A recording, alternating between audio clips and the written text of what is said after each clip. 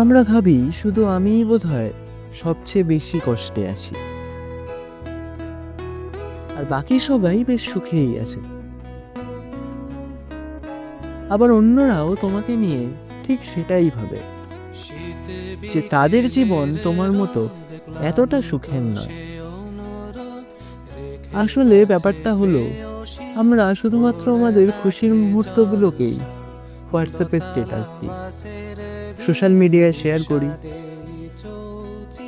কিন্তু বাকিদেরও তোমার মতোই হাসি মুখের ছবিগুলোর পিছনে চাপা থাকে অনেকটা কষ্ট, আর সেটা অন্য কেউ টের পায় না। কারণ সোশ্যাল মিডিয়াতে আমরা সবাই খুব খুশি।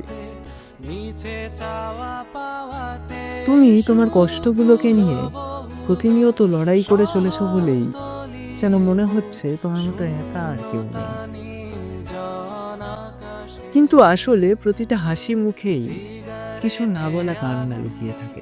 জ্বলে ওঠে শেষবার, তারপর হয়ে যায় ফ্যাকাশে।